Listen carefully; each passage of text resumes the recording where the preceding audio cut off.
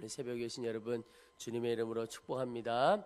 우리 기도한 것처럼 우리 동역이 위해서 여러분 오늘 하루도 생각날 때마다 계속 기도해 주시기를 부탁을 드립니다. 나훔 선지자의 말씀이 오늘로 마무리되게 됩니다. 그런데 나훔 선지자의 말씀을 보면서 우리 죄에 대한 사람들의 태도를 한번 생각해 보게 됩니다. 우리 사람들이 죄에 대해서 잘못된 생각을 가지고 있을 때가 많습니다. 그것은 죄를 단순히 드러나는 행위만 죄라고 생각을 합니다. 들키지만 않으면 되고 또 드러나지 않으면 괜찮은 것 아닌가. 그러나 사실은 죄의 그 깊은 곳 가운데 가장 핵심적인 문제가 하나님과 우리와의 관계입니다. 그 관계가 어그러지면 그것이 바로 죄가 되는 겁니다.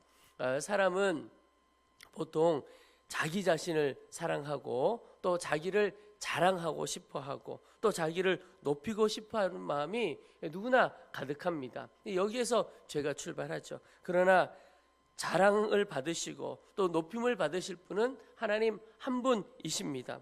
그래서 죄에서 완전히 자유하고 벗어난 사람은 누구냐 하면 주님만을 자랑하고 주님만을 높이는 사람, 그 사람은 죄에서 드러난 사람입니다. 그러나 자기를 사랑하고 또 자기를 자랑하고 높이고 싶어하는 마음이 여전히 있어서 그 마음이 해결되지 않은 사람, 그래서 그것으로 인하여 하나님과의 관계가 올바르게 맺어져 있지 않은 사람, 여전히 그 마음이 죄된 마음이 되는 겁니다. 그 마음에서 사실은 겉으로 보이는 죄된 행위가 따라 나오게 되는 거죠. 여러분, 우상 숭배가 무엇입니까? 하나님께서 우상 숭배를 가장 싫어하시는, 하나님 앞에 큰 죄가 우상 숭배입니다. 그러나 그 우상 숭배를 들어가 보면 결국은 그것을 통해서 나의 유익과 만족을 얻고 싶어하고 나를 드러내고 나를 높이고자 하는 마음이 가득합니다. 거기에서부터 우상 숭배가 시작되는 겁니다. 결국 죄의 뿌리에서 죄의 행위가 드러나게 되는 겁니다. 여러분, 죄라고 하는 것 이해하기 쉽게 어떤 식물 하나를 생각해 보면 되리라고 싶습니다.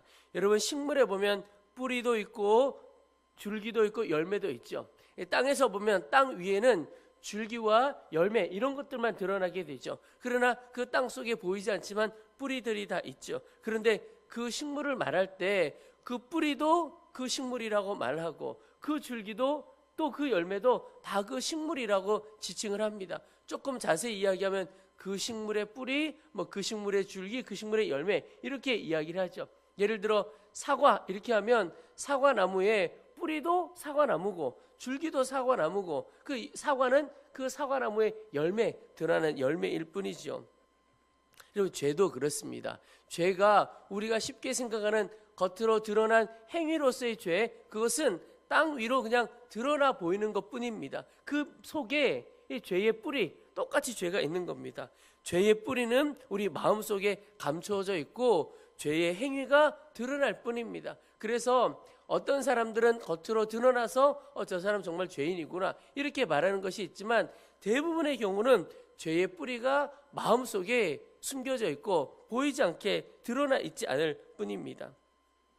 그런데 사람들은 드러난 죄의 행위만, 그러니까 줄기나 열매나 이런 것들만 죄라고 생각합니다. 그러나 그 뿌리 역시 죄라고 하는 겁니다. 그런데 이런 것을 보면 하나님과의 관계가 중요한 것이, 죄는 이렇게 하나님과의 무너진 관계, 하나님과의 삐뚤어진 관계, 하나님을 향한 잘못된 관계에서 비롯되어지는 것을 알 수가 있습니다. 이 니느웨라고 하는 도시, 이 나훔 선지자가 하나님의 징계를 예언했던 이 니느웨라고 하는 도시, 하나님과의 관계가 다 무너져 있던 것을 보게 됩니다.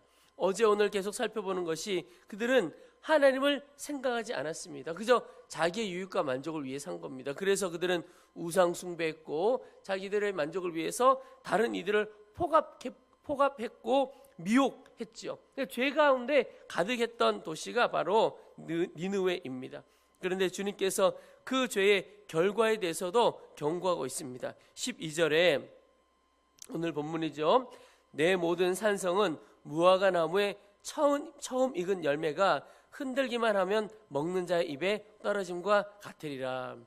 여러분, 이 중동 지방에는 무화과 나무가 처음 맺히고 그것이 다 떨어지고 난 다음에 새로 진짜 열매가 맺혀지게 됩니다. 이게 첫 열매는 아무 맛도 없고 별 볼 게 없습니다. 그냥 흔들면 그냥 떨어지는 거죠. 우리로 말하면 꼭 가을에 이제 가을이 깊어가서 낙엽이 나무에 낙엽들이 달려있지만 슬쩍 흔들기만 해도 우수수 떨어지고 바람만 불어도 떨어지죠. 꼭 그런 표현입니다. 그 말은 흔들기만 해도 떨어지는 그렇게 연약함을 가지고 있는 도시가 되어버렸다라는 겁니다. 그것은 바로 죄의 결과가 우리의 생명의 능력을 잃게 하고 우리를 얼마나 약하게 만들어가는 거야.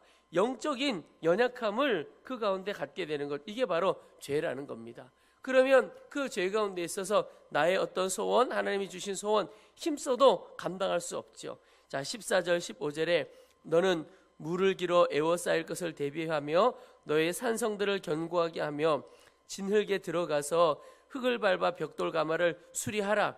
거기서 불이 너를 삼키며 칼이 너를 베기를 느치가 먹는 것 같이 하리라. 내가 느치같이 스스로 많게 할지어다. 여러분, 사실 이 14절과 15절 사이에는 그럼에도 불구하고 뭐 이런 단어가 빠져 있다고 생각하시면 됩니다. 14절에 너희가 무엇인가 힘써 수리하고 다 갖추어도 그럼에도 불구하고 15절에 보면 불이 너를 삼키고 칼이 너를 다 벨 것이다. 너희가 아무리 힘쓰고 애써도 되어지지 않을 것이다. 그 이야기를 하고 있는 겁니다. 죄로 인해서 하나님께서 징계하시면 막을 자가 없는 겁니다. 여러분, 하나님께서 여시면 막을 자가 없고 하나님이 막으시면 또 열 자가 없다고 말씀하셨죠. 그래서 여러분, 무엇보다도 우리에게 중요한 것이 하나님과의 관계입니다. 하나님과 관계 맺어가는 것이 우리의 삶에 가장 중요합니다. 그래서 여러분, 말씀을 읽고 기도하는 것 강조하는 이유가 늘 이 일이 주님과의 교제와 관련되어 있는 일이기 때문에 그렇습니다. 그런데 이 일들이 그렇게 중요하지만 늘 우선순위에서 밀릴 때가 많습니다. 그거 자체가 급해 보이지 않아요. 급해 보이는 일에 밀릴 때가 많습니다. 나의 먹고 사는 일이 더 급하고 나의 사랑하는 일이 더 급하죠. 그러나 말씀을 통해서 주님과 교제하고 기도를 통해서 주님과 교제하는 일이 우리의 생명력 있는 삶의 핵심입니다. 이게 사실은 가장 중요한 거예요. 이 일 놓쳐버리면 죄된 삶에서 하나님과의 관계 무너지고 능력 다 잃어버리게 된다는 겁니다. 주님의 말씀대로 살아가는 것, 주님의 뜻대로 사는 것, 이게 왜 그렇게 중요합니까? 하나님과의 관계가 바로 맺어져 있는 것이 주의 뜻 가운데 주의 말씀대로 사는 길이기 때문에 그렇습니다.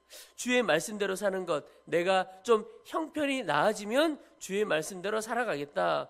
그렇지 않습니다. 여러분, 우리 환자를 예로 든다면 내가 큰 질병이 걸렸어요. 그런데 좀 나아지면 병원에 가겠다. 그건 말이 안 되는 것이죠. 하나님의 말씀 지키는 것과 똑같은 겁니다. 내가 지금 큰 질병이 있으면 지금 병원에 가서 고쳐야 하는 것이죠. 그런데 말씀대로 살아가는 것 똑같은 겁니다. 형편이 나아지면 말씀대로 살아가겠다. 그게 아니고 말씀대로 살아야 형편이 나아지고 주님의 뜻대로 살아야 살 길이 열리고 형편이 나아지게 되는 겁니다. 나중에 할 것이 아니고 지금 해야 하는 것이죠. 그래서 여러분, 오늘 하루 하나님과의 관계를 올바로 잘 정립을 하고 또 그것을 가장 중요하게 여기며 사는 하루 되기를 축복합니다. 내가 그렇게 살아오지 못한 것 돌이키는 것, 그게 회개인 것이죠. 주님, 이제는 지금부터 정말 주의 뜻대로 살겠습니다. 오늘 18절 19절에 아수르 왕이여 내 목자가 자고 내 귀족은 누워 쉬며 내 백성은 산들에 흩어지나 그들을 모을 사람이 없도다. 내 상처는 고칠 수 없고 내 부상은 중하도다. 여러분, 하나님 앞에서 고치지 못할 질병이 어디 있고 치유되지 못할 상처가 어디 있겠습니까? 그런데 주님이 너의 상처는 고칠 수 없고 내 부상은 중하다. 다 흩어졌지만 모을 사람이 없다. 그 말은 다시 더 이상 기회가 없을 것만 같은 그런 상황이 온다는 겁니다. 여러분, 이런 상황이 오기 전에 돌이켜야 하는 것이죠. 무엇인가 내가 회복되고 어느 정도 상황이 되면 말씀대로 살아가겠다. 그건 너무 힘든 일입니다. 오히려 주의 말씀대로 살지 못하는 것을 회개하고 주님, 지금 이 시간부터 오직 주의 뜻대로 주의 말씀대로 주님과의 관계를 올바로 맺고 살아가겠습니다. 그래야 이런 비참하고 안타까운 상황이 오지 않게 되는 것입니다. 여러분, 이 일이 이 나훔 선지자와 또 수많은 선지자들을 통해서 하나님께서 오늘 우리에게 새로운 기회를 주시려고 우리에게 말씀하고 보여주시는 하나님의 뜻이고 하나님의 마음입니다. 여러분, 오늘 하루 살아가실 때 하나님과의 관계를 가장 우선하는 자로 살아가도록 도와주시옵소서. 그래서 말씀으로 기도로 주님과 교제하고 또 말씀대로 살아가는 것, 주님과의 관계를 온전히 맺어가도록 주님 우리의 삶을 회복시켜 주옵소서 기도하고, 또 하나 하나님, 그 이전에 죄 가운데 살아왔던 것 하나님 온전히 회개합니다. 드러난 것만이 죄가 아니고 내 마음속에 있는 이 죄의 뿌리조차도 완전히 뽑아내고 온전히 돌이켜서 주의 뜻 가운데 사는 삶을 살아가도록 우리를 붙들어 주시옵소서. 이것이 오늘 우리에게 주신 주님께 주시는 기도의 제목이라고 믿습니다. 여러분, 이제 말씀을 붙들고 함께 기도하겠습니다. 하나님, 나의 삶에서, 오늘 하루의 삶에서 그 어떤 것보다도 주님과의 관계를 우선하며 살아가도록 도와주옵소서. 말씀으로, 기도로, 또 말씀대로 살아가는 이 주님과의 멀어진 관계 온전히 회복하도록 도와주옵소서. 또 하나님, 죄 가운데 살던 삶 회개하고 온전히 돌이키며 주의 뜻 가운데 가는 삶을 살도록 도와주시옵소서. 우리 주의 이름을 한번 부르고 간절한 마음으로 합심하여 기도하고, 오늘 또 개인적인 기도의 제목도 주 앞에 올려드리고 자유롭게 마치도록 하겠습니다.